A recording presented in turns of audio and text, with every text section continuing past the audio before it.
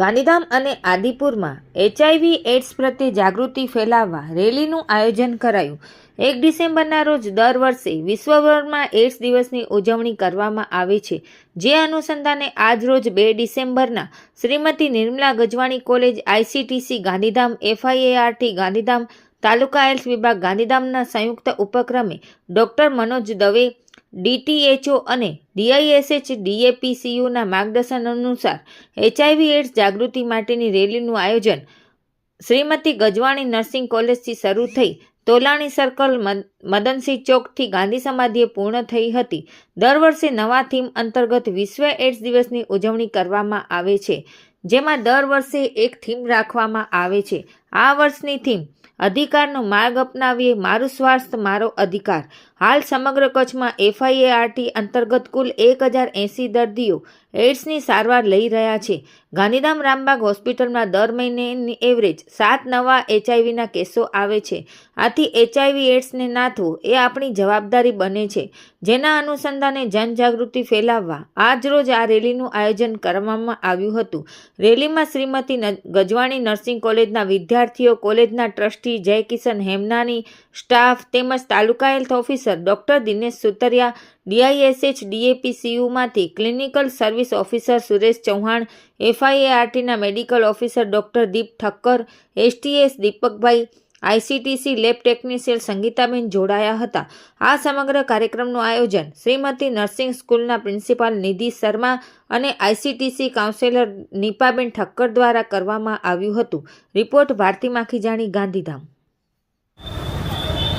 હું Suresh Chauhan, district strategy for HIV એડ્સમાં clinical service officer તરીકે ફરજ બજાવું છું અને ખાસ કરીને આપણે વિશ્વ એડ્સ દિવસ ઉજવવામાં આવે છે ત્યારે આ રેડ રિબિનનો ઉપયોગ કરવામાં આવે છે। તો આ રેડ રિબિન છે એ 1991ની અંદર એક ડ્રામા કંપની જેનું નામ છે વિઝ્યુઅલ એડ્સ ફોકસ, અને એ કંપની દ્વારા સર્વપ્રથમ ઉપયોગ કરવામાં આવ્યો હતો। ત્યારબાદથી યુનાઇટેડ નેશન્સ સંસ્થા દ્વારા એને માન્યતા આપવામાં આવી છે અને ત્યાર પછી આ રેડ રિબિનનો ઉપયોગ સર્વત્ર થવા લાગ્યો છે। અને આ રેડ રિબિન એટલે HIV એડ્સની જાગૃતતા અને બચાવ માટેનું પ્રતીક છે અને જેના સંદર્ભમાં તેનો ઉપયોગ કરવામાં આવે છે। અને આ જે રેડ રિબિન બાંધે છે એનો અર્થ એવો થાય છે કે પોતે HIV પ્રત્યે સજાગ રહેશે અને બીજા લોકોને પણ સજાગ કરશે। આ એનો મુખ્ય ઉદ્દેશ છે અને આ જ રીતે એને નાકો દ્વારા દર વર્ષે અલગ અલગ થીમ પણ આપવામાં આવે છે।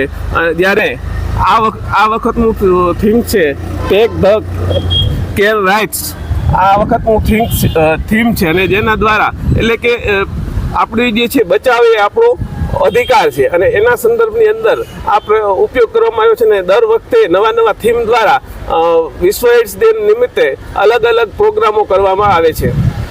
नमस्कार, मेरा नाम निधि शर्मा है और मैं एज ए प्रिंसिपल काम करती हूँ गजवाणी नर्सिंग कॉलेज में। आज हमने एड्स रैली का आयोजन इस कारण किया है ताकि समाज के साथ साथ जो बच्चे हैं, जो युवा पीढ़ी है, उनको भी ये पता चले कि एड्स जो है वो साथ बैठने से, साथ खाने से नहीं होता है। अगर हम एड्स के रिगार्डिंग कोई भी प्रिकॉशंस लेते हैं तो ये आगे समाज में हमारे लिए योगदान रहेगा और आगे जो है वो लोगों में ये चीज़ें नहीं बढ़ेंगी।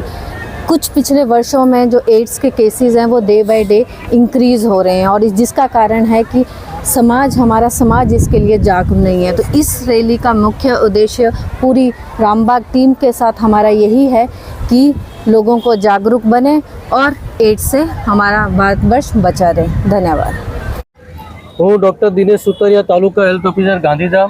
આજે વિશ્વ એડ્સ દિવસ નિમિત્તે taluka health office Gandhidham, Shrimati Nirmala Gajwani nursing school ICTC Rambag અને ડાબકુના સહયોગથી આજે એક સુંદર રેલીનું આયોજન કરવામાં આવેલું છે, જેમાં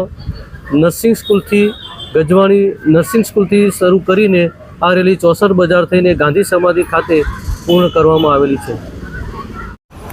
હું doctor Deep Thakkar FIART centre Adipur Rambaug ખાતે કામ કરું છું અને આજે વર્લ્ડ એડ્સ ડે નિમિત્તે HIV અવેરનેસ રેલી યોજવામાં આવી, જેમાં Nirmala nursing college, ICTC Gandhidham, taluka health office અને ડાબકુના સહયોગથી વિવિધ કાર્યક્રમને સ્થાન આપવામાં આવ્યું અને રેલીને અનુલક્ષીને અવેરનેસ ફેલાવવા માટે કામ કરવામાં આવ્યું. એઇડ્સ જે એક ગંભીર રોગ છે, જેની અવેરનેસના કારણે અવેરનેસ ઓછી હોવાના કારણે વધારે ફેલાય છે, તેની અવેરનેસ માટે આજે કામ કરવામાં આવ્યું અને લોકોને જાગૃત કરવામાં આવ્યા કે HIV કેના દ્વારા ફેલાય છે અને કેના દ્વારા નથી ફેલાતું, અને HIVના પેશન્ટ સાથે કોઈ ભેદભાવ ન થવો જોઈએ એની ખાસ અવેરનેસ આજે રેલી દ્વારા કરવામાં આવી.